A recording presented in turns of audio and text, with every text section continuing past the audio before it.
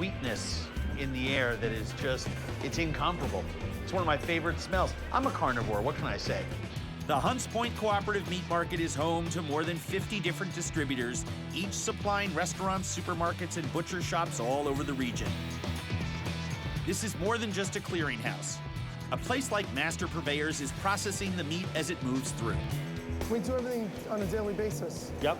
So nothing's really prepped days before. It's really as needed. So we have the order today, we process today. Mark Solaz grew up in the meat business.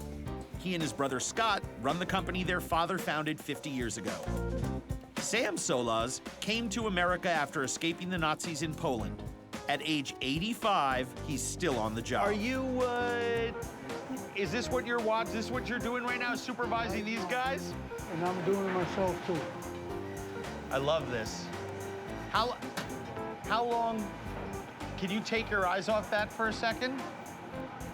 Not for one, can you? I gotta watch. It's a lot to keep an eye on. The sheer volume of meat moving through here every night is staggering. About 3.5 hours, we have to basically get about 80,000 pounds of product packed, all done, strapped up, You're joking. palletized. 80,000 pounds of product. On How Friday. many guys?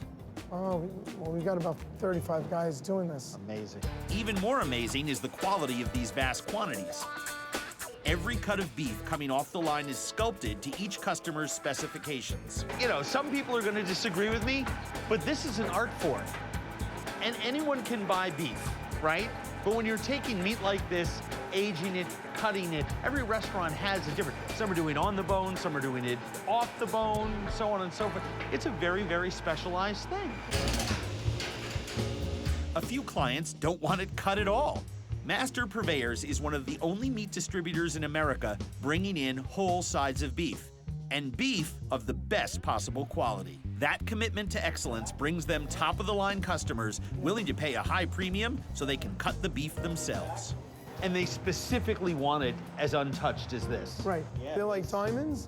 Yeah. So they want to get the diamond and inspect the diamond and see it in its raw state. So this way, they realize that they're going to be the first ones actually touching it. It's a great metaphor.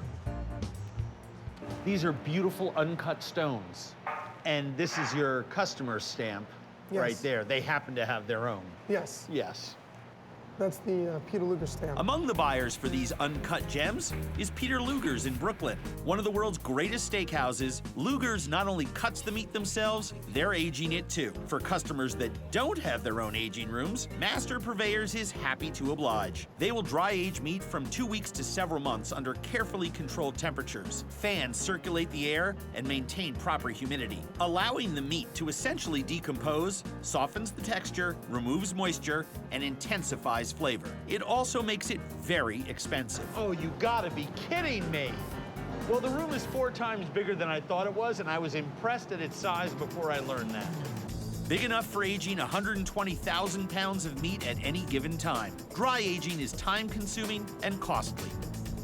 And when you cut away the darkened crust and reveal the stunningly tasty meat underneath, it's worth every penny. Now, this isn't my idea. This is your idea. I never eat meat raw. This is my idea. And if I keel over stone cold dead, well, actually, it could be one of the best pieces of PR you ever have. Finally get taken down.